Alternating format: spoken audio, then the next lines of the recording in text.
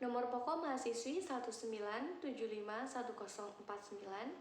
Program Studi D3 Agribisnis semester 4B, jurusan Ekonomi dan Bisnis Politeknik Negeri Lampung.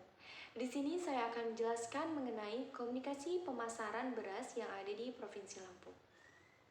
Slide yang pertama kita akan membahas tentang rice atau yang biasa kita kenal dengan beras.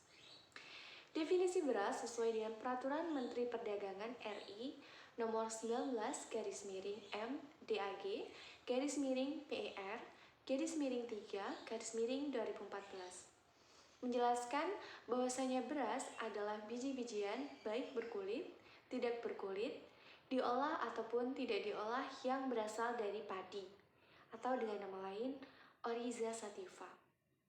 Pada definisi ini, beras mencakup gabah, beras giling, dan beras pecah kulit. Secara umum, beras adalah bagian bulir padi yang telah dipisahkan dari sekam, di mana sekam merupakan bagian kulit bulir padi yang berupa lembar kering, bersisik, dan tidak dapat dimakan. Selanjutnya, apa saja manfaat dari beras? Di sini saya menyantumkan 9 manfaat beras. Yang pertama itu sebagai sumber energi. Yang kedua, beras dapat mencegah obesitas. Yang ketiga, mengontrol tekanan darah. Yang keempat, mencegah penyakit kanker. Yang kelima, beras dapat dipakai sebagai perawatan kulit secara alami. Yang keenam, mencegah penyakit Alzheimer. Yang ketujuh, meningkatkan kualitas diuretik dan digestif. Yang kedelapan, meningkatkan metabolisme. Dan yang terakhir, meningkatkan kesehatan kardiovaskular. Selanjutnya kita akan membahas tentang proses produksi dari beras yang bermula dari padi atau Oryza sativa.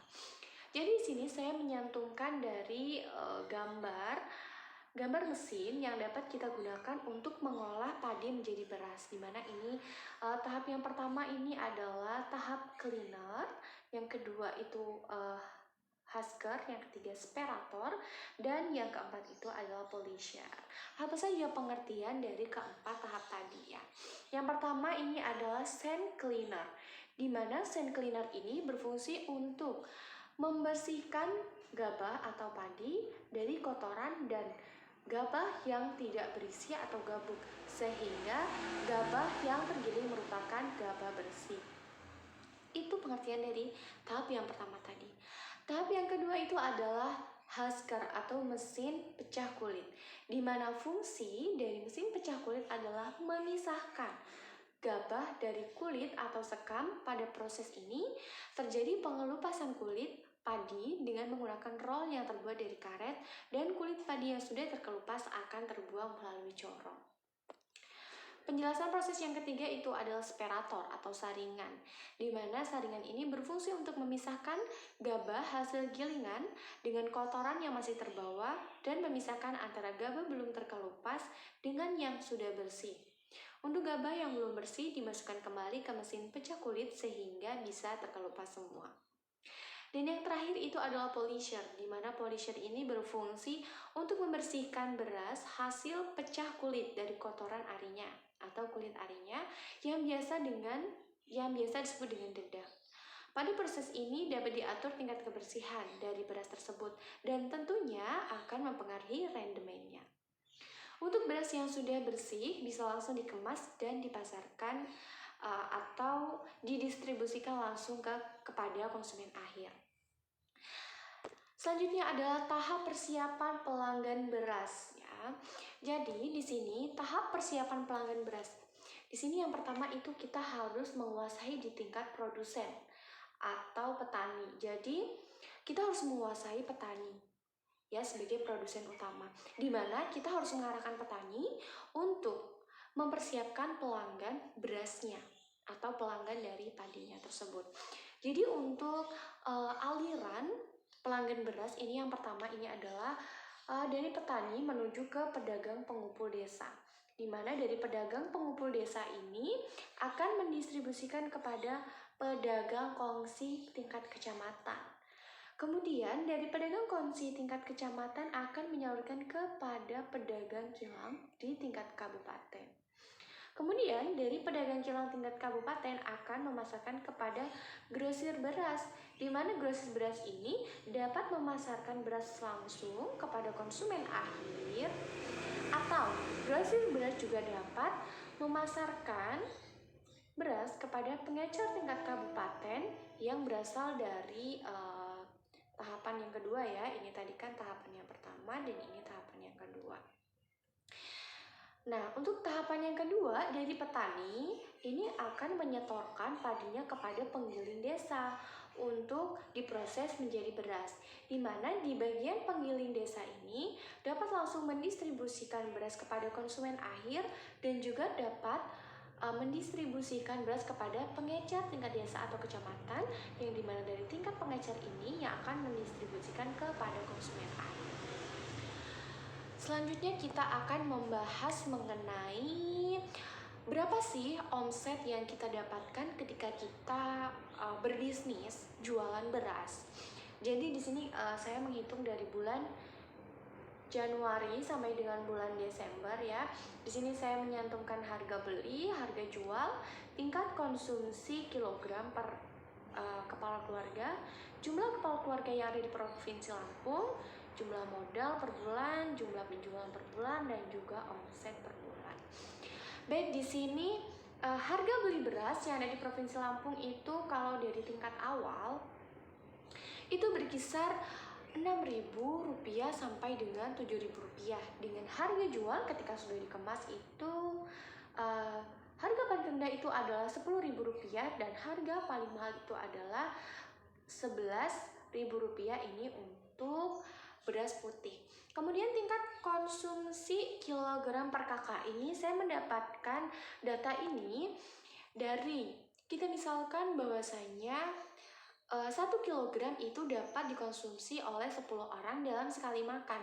Maka ketika 10 orang sekali makan itu 1 kilogram, maka 1 orangnya itu adalah 1 on. Dimana dalam 1 hari kita 3 kali makan. Jadi dalam 1 hari setiap 1 orang mengonsumsi 3 ons. Dan di sini sesuai dengan anjuran keluarga berencana bahwasanya 2 anak sudah cukup. Di sini saya menggunakan data dalam 1 keluarga itu terdiri dari 4 orang ya. Maka 3 ons itu untuk 1 orang dalam sehari. Maka kalau untuk 4 orang hasilnya itu adalah 12 on atau 1,2 kg. Ke 1,2 kg dikali dengan 1 bulan, maka itu hasilnya kita bulatkan 40 kg per bulan di setiap kepala keluarga. Dan jumlah kepala keluarga yang ada di Provinsi Lampung itu berkisar 18.800 kepala keluarga.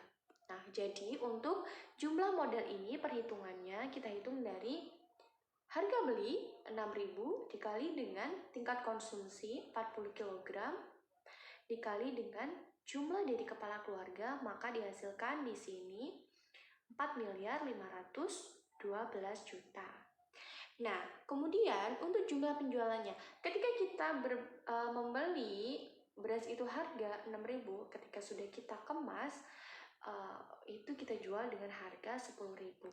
Maka untuk jumlah penjualan per bulan ini didapatkan dari harga jual 10.000 dikali dengan tingkat konsumsi 40 kg per kepala keluarga dikali dengan jumlah kepala keluarga yaitu 18.800 kepala keluarga.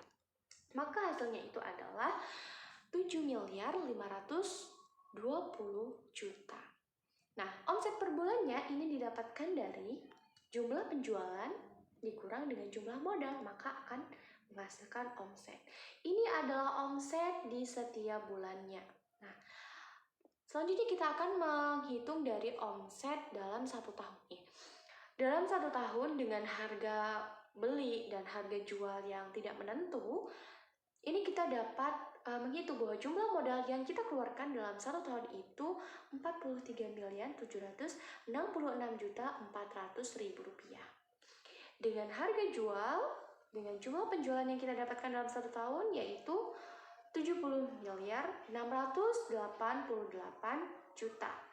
Maka dari jumlah penjualan dalam 1 tahun dikurang dengan jumlah modal dalam 1 tahun, kita mendapatkan omset dalam 1 tahunnya sebesar Rp26.921.600. Di sini saya juga menyajikan secara tabel ya. Di sini ini adalah jumlah totalnya, ini adalah untuk jumlah konsumsi dari setiap bulannya. Baik, demikianlah penjelasan yang dapat saya sampaikan. Kurang dan lebihnya saya mohon maaf. Saya akhiri. Wassalamualaikum warahmatullahi wabarakatuh.